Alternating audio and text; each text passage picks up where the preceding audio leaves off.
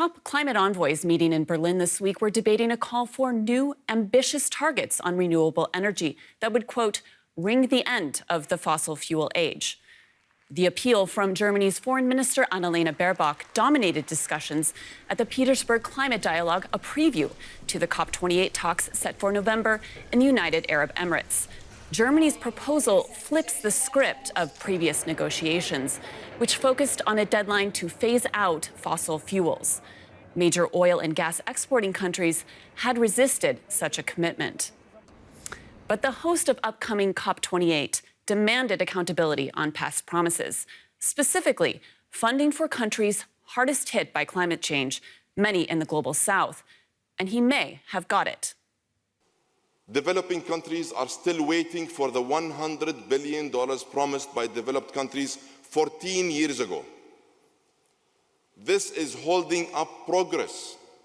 And as part of my outreach, I am requesting donor countries to provide a definitive assessment on the delivery of this commitment before COP28.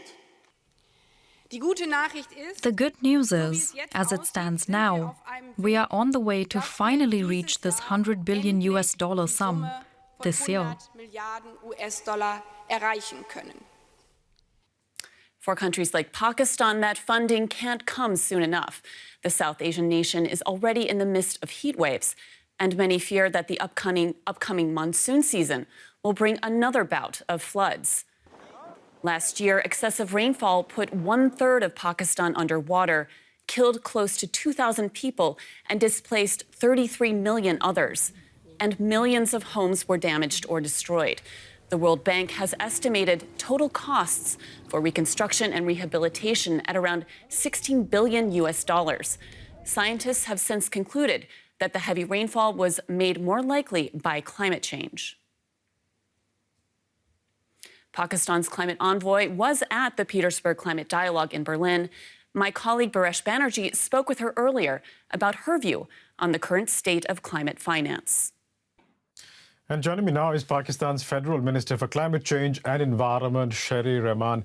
Minister Rehman, you're in Berlin attending the Petersberg Climate Dialogue, where it's been revealed that a promise of $100 billion that was made 14 years ago will potentially be met only this year. I mean, what does that tell you about the commitment of richer nations to the climate change needs of the Global South? Yes, thank you very much. At what is panning out to be an important climate ministerial as we go into COP28, I think we are here to do more than one thing. One is to make sure that our goals are all collectively aligned to the Paris Agreement in terms of reduction of emissions, because countries like us burn faster than others. We're clearly on the front lines. We are the hottest country in the world 3 years running.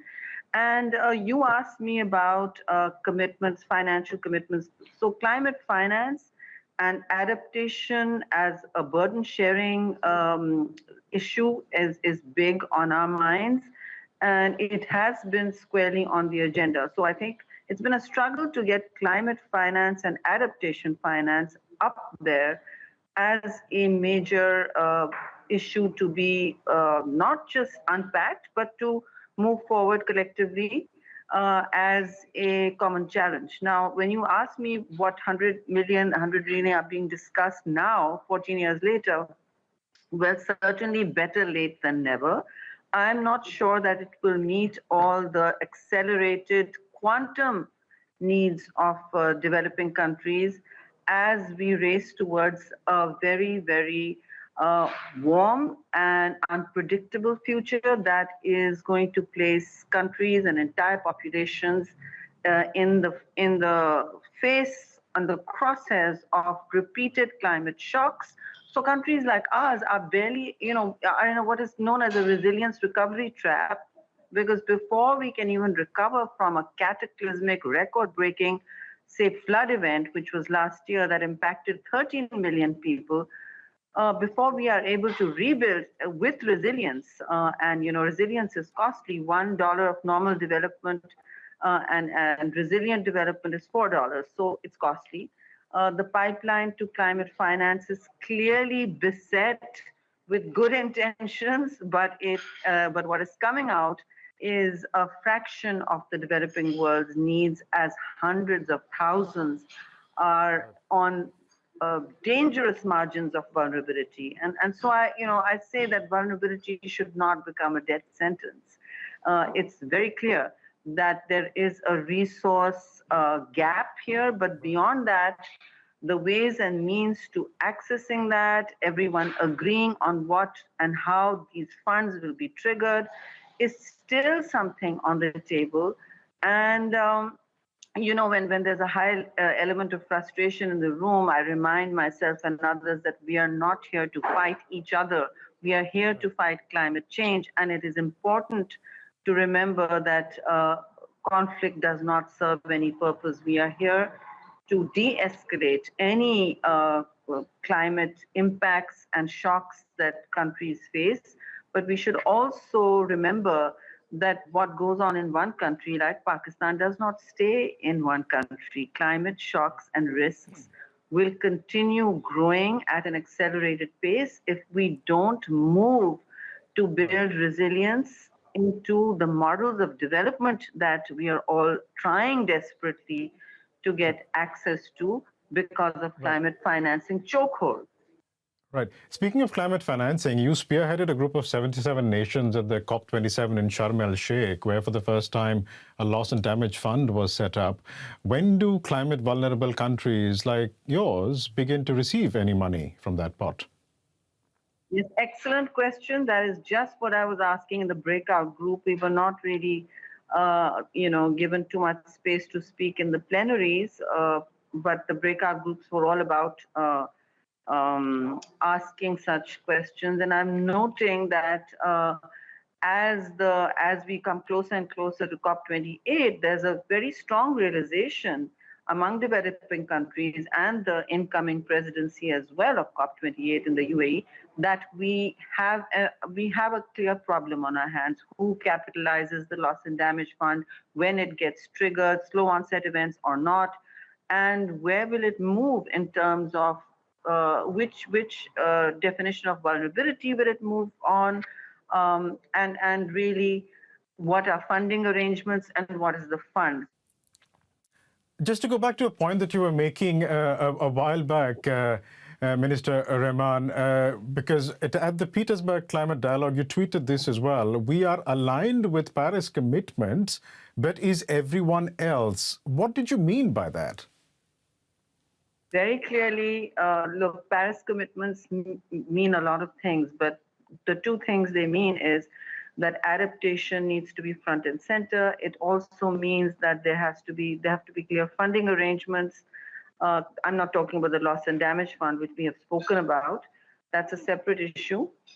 But that too also needs to be capitalized so that and moved forward and not put in an endless sea of negotiations, because when a stalemate like that takes the power away from the actual fund that was created, then or it's not funded, then it lapses into one of those ghost funds that don't appear for years but are part of a commitment.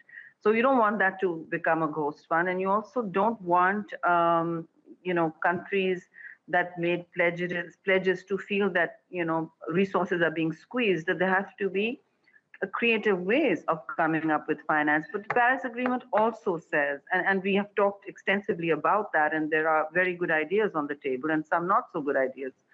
But having said that, it is very important to note that resilience is not something that you can just create off the shelf. Every development dollar, resilience adds on $4 to every development dollar, so it's an expensive business.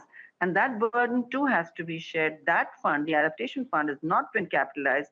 Paris also promised countries that are emitting need to scale down their emissions on a certain trajectory. So from what I can see and the presentations we saw, the science of it tells us that we are well past keeping 1.5 alive, which means that countries like ours, which are closer to the equator or geographical locations, less prepared, obviously, and tiny emitters. So we feel we're going to feel the burn faster than others. And I think these are concerns that need to be shared, as do the burdens, without making people feel that we can't frame common ground in which we move forward. As I said, we're not here to fight each other, we are here to fight climate change. And in that spirit, we need to move forward with Paris goals as well as the Sharm el-Sheikh Loss and Damage Fund. We'll leave it there for the time being, but thank you so much for your time. Sherry Rehman, Pakistan's Federal Minister for Climate Change and Environment. Thank you, ma'am.